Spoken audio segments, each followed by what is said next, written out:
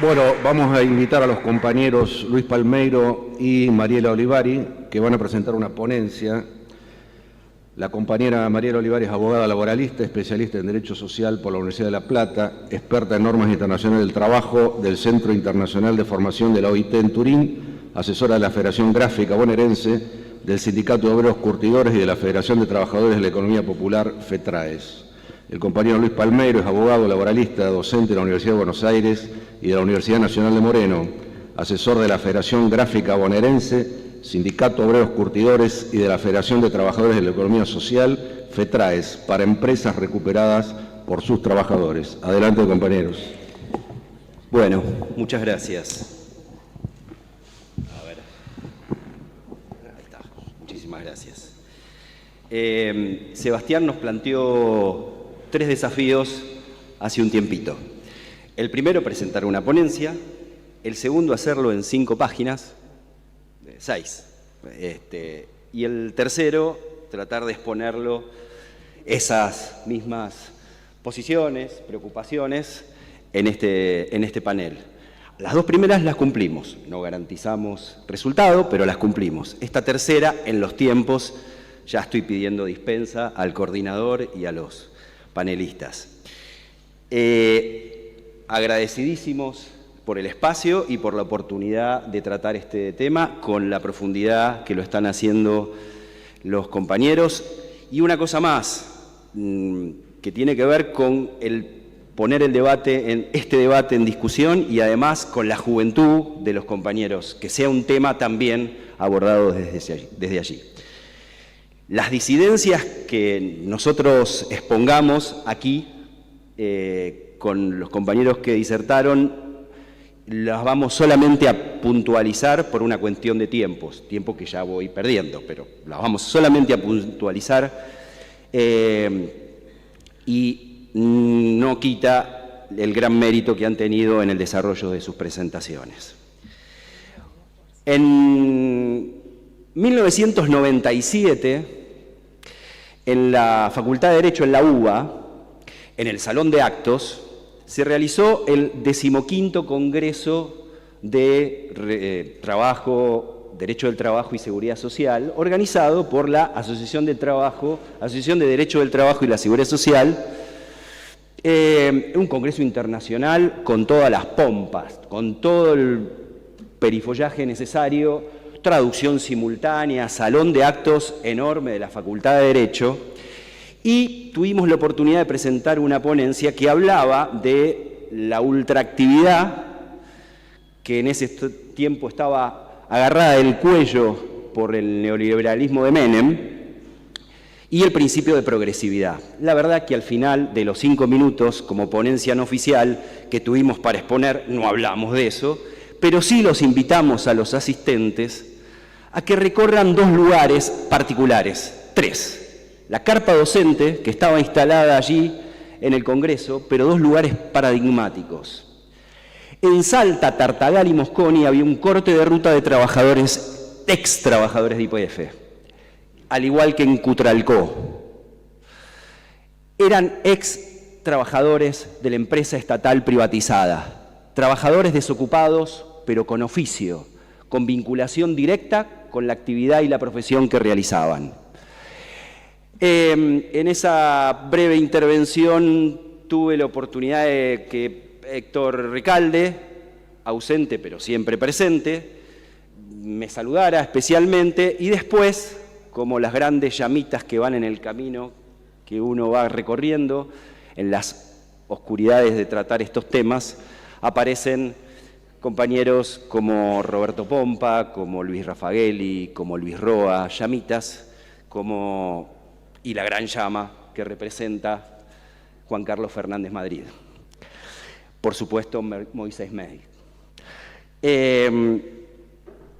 Con lo cual, desde allí, desde pensar esa situación de exclusión, es que venimos a decirnos qué sucedió durante este tiempo, a pesar de los buenos tiempos del 2003 al 2015, las buenas noticias que se trajeron en ese tiempo, ¿qué pasó que tenemos estos resultados? Paso a leer para no extenderme más. Entre enero del 2015 y junio del 2022, la caída del salario fue del 16,3% para trabajadores registrados y del 33,1% para trabajadores no registrados. Sumado a esto, a una distribución absolutamente regresiva del ingreso, que representaba en 2015 el 51% para el trabajo y el 40% para el capital, que hoy representa la situación inversa. El 50% para el capital, 52% para el capital y el 38% para el trabajo. En el mes de junio del 2022 se contabilizaron 9.974.000 personas con empleo asalariado registrado, incluyendo sector privado, público y trabajo de casas particulares, y 2.725.000 personas con trabajo independiente, monotributistas y autónomos. El RENATEP, que consideraban los compañeros recién, tiene un total de inscriptos en febrero del 22 de 3.225.268 trabajadores y trabajadoras. El potenciar trabajo alcanza a 1.440.000 personas. Según ANSES, el refuerzo alimentario, este último, IFE 5 denominado, puede alcanzar a 2.100.000 personas. ¿A quién le hablamos los laboralistas si estas personas quedan fuera? Los datos reflejan un enorme conjunto de trabajadores y trabajadoras fuera del sistema que golpean las puertas de empleos precarios y mal pagos. Un conjunto de trabajadores desprotegidos. Personas con identidad individual y colectiva como trabajadores reconocidos por su actividad, oficio o profesión.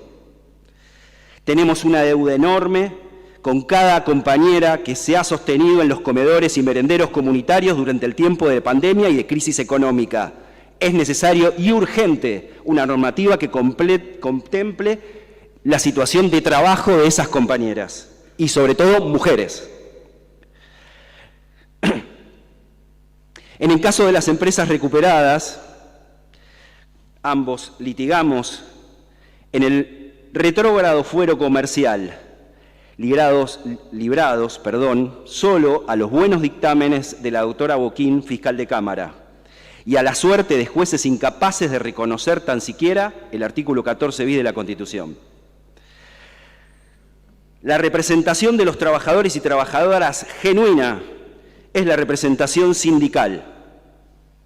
Dentro del modelo sindical argentino, la economía, compañeros y compañeras, es una sola.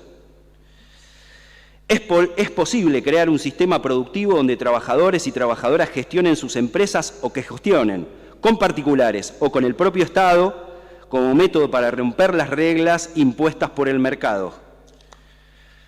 La responsabilidad de la exclusión, que comentaban muy bien los compañeros, no puede de ninguna manera endilgarse a los trabajadores ocupados en relación de dependencia tradicional, sino a las nefastas políticas de exclusión de los gobiernos neoliberales.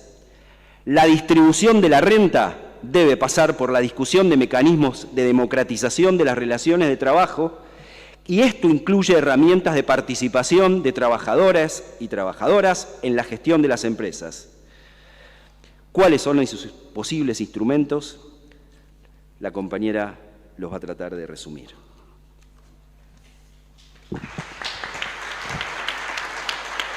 Bueno, muchas gracias. Voy a ser breve y voy a transmitir un par de ideas fuerzas vinculadas a normativa del derecho del trabajo que nos pueden servir de base justamente para abordar toda esta problemática y que tenemos y que son derecho vigente. En el panel de estabilidad hablamos de la protección contra el despido, habló el doctor Duarte, y hizo mención al Pacto Internacional de Derechos Económicos, Sociales y Culturales, que vamos a retomar como un sustento de propuestas. El pacto es considerado el tratado más relevante en materia de derecho al trabajo, ¿sí? Y como sabemos todos tiene jerarquía constitucional porque está incorporado por el artículo 75, inciso 22. El artículo 6 del pacto define el derecho al trabajo de manera general y no exhaustiva, como un derecho individual, ¿sí?, que pertenece a cada persona, pero también como un derecho colectivo. Engloba todo tipo de trabajos, todo tipo de trabajos, autónomos o en relación de dependencia.